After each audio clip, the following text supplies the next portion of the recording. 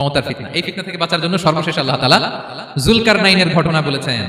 অনেক বড় বাদশা ছিলেন, পৃথিবীতে 4 জন বাদশা গোটা বিশ্ব শাসন করেছেন, 2 জন কাফির 2 জন মুমিন। কাফির একজন হচ্ছে নমরুদ, যিনি ইব্রাহিম আলাইহিস সালামকে আগুনে ফেলেছিলেন। আরেকজন হচ্ছে বখতে-নাসার, যাকে ইংরেজিতে বলে নেবুচারনেজার দ্য সেকেন্ড, দ্বিতীয় নেবুচারনেজার। তারা কোনো নির্দিষ্ট এরিয়ার বাউন্ডারির বাদশা না, গোটা বিশ্বের বাদশা ছিলেন। 2 জন কাফির আর 2 জন বাদশা ছিলেন গোটা বিশ্বকে শাসন করেছেন, তারা ছিলেন মুমিন। একজন হচ্ছে সুলাইমান আলাইহিস সালাম, আল্লাহর নবী। আরেকজন হচ্ছে যুলকারনাইন, গোটা বিশ্ব শাসন করেছেন, প্রাচ্য থেকে পাশ্চাত্য সব জায়গায় তিনি গিয়েছেন, ইসলামের বাণী প্রচার করেছেন, জালিমদেরকে শায়েস্তা করেছেন। তো এরকম দিক বিদিক তিনি জয় করতেছিলেন। অনেকে যুলকারনাইনকে আলেকজান্ডার দ্য গ্রেটের সাথে গুলিয়ে ফেলে না। ম্যাসিডোনিয়াতে যে আলেকজান্ডার দ্য গ্রেট ছিল, উনি আর যুলকারনাইন এক নন।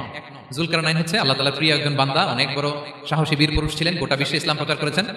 করতে করতে করতে করতে অনেক বড় ঘটনা, আমি সব শেষের ঘটনাটা বলি। উনি জর্জিয়া, বর্তমান যে জর্জিয়ার তিবলিসি এরিয়া, এখানে এসে একটা এলাকার সন্ধান পেলেন, যারা ওনাকে এসে বলল যে এখানে একটা জঙ্গলি গ্রুপ আছে যাদের নাম ইয়াজুজ মাজুজ, তারা এসে আমাদের উপর হামলা করে। হে যুলকারনাইন, আমরা আপনাকে ট্যাক্স কালেক্ট করে দিচ্ছি, আপনি তাদের মাঝে আর আমাদের মাঝে একটা প্রাচীর তৈরি করে দেন। আপনারা ইয়াজুজ মাজুজের নাম শুনেছেন না? ইংরেজিতে বলে গগ ম্যাগগ। নূহ আলাইহিস সালামের 4 সন্তান ছিল, হাম, সাম, ইয়াফাস, কানাআন। এই ইয়াফাসের বংশধর হচ্ছে ইয়াজুজ মাজুজ, জঙ্গলি, হাজার হাজার শুধু বংশ বিস্তার করে। তারা এসে লোকালয়ে মানুষের উপর আক্রমণ করে, তাদের গবাদি পশু এগুলো ছিনিয়ে নেয়, ফলমূল খেয়ে ফেলে।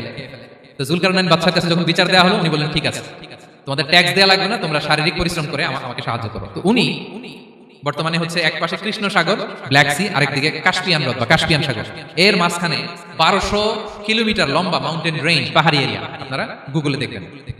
এইখানে 2 পাহাড়ের মাঝখানে ফাঁকা জায়গায় তিনি বড় বড় লোহার পাত প্রথিত করলেন, গেড়ে দিলেন। এরপরে তামা, সীসা গালিয়ে বিশাল একটা ওয়াল তৈরি করলেন।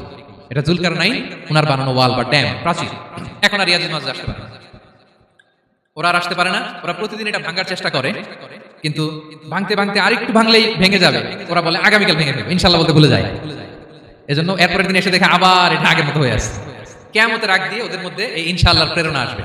তাদের একজন বলে উঠবে আগামীকাল ইনশাআল্লাহ আমরা এটা ভেঙে খান খান করে দেব, ঠিকই ভেঙে ফেলবে। তখন তারা ভেঙে চুরে কুটি কুটি ইয়াজুজ মাজুজের দল এসে হামলে পড়বে। সামনে পড়বে তাবারিয়া সাগর, এক দল এসে তাবারিয়া সাগর এমন ভাবে খাবে, এই দল যাওয়ার পরে আরেক দল এসে এখানে যে সাগরে যে পানি ছিল এটা কল্পনাই করতে পারবে না। তারা পৃথিবীতে ফিতনা ফাসাদ করবে। ঈসা আলাইহিস সালাম তখন আসবেন, দোয়া করবে আল্লাহ তাআলার কাছে মুমিনরা, একটা মহামারী দিবে আল্লাহ তাআলা ইয়াজুজ মাজুজের মধ্যে, ওরা মরে যাবে সব। এরপর বিশাল এক পাখি এসে তাদেরকে আল্লাহর মর্জি মাফিক এমন এক জায়গায় ফেলে আসবে, কেউ জানবে না। তো তারা যে পচে গলে মাটির সাথে মিশেছিল, এই গলিত লাশ থেকে মাটি খুব উর্বর হয়ে যাবে। এরপর আল্লাহ তাআলা পৃথিবীর মধ্যে বারাকা দিবেন, কিছু রোপণ করলে তাড়াতাড়ি ফুলে ফেপে বড় বড় ফলমূল হচ্ছে। তো এটা কিয়ামতের আলামতের অন্য কোনো আলোচনা হয়তো আমরা বলবো।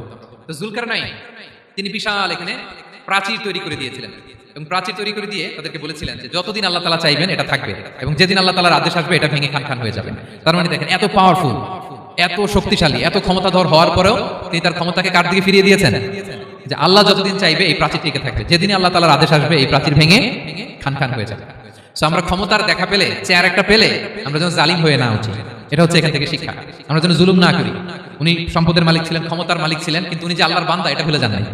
আমরা যখন ক্ষমতাশীল হই, আমরা যখন প্রধানমন্ত্রী হই, আমরা যখন প্রেসিডেন্ট হই, আমরা যখন পাওয়ারফুল হই, আমাদের সবচেয়ে বড় পরিচয় যে আমরা আব্দুল্লাহ, আল্লাহর গোলাম, এটা আমরা ভুলে যাই।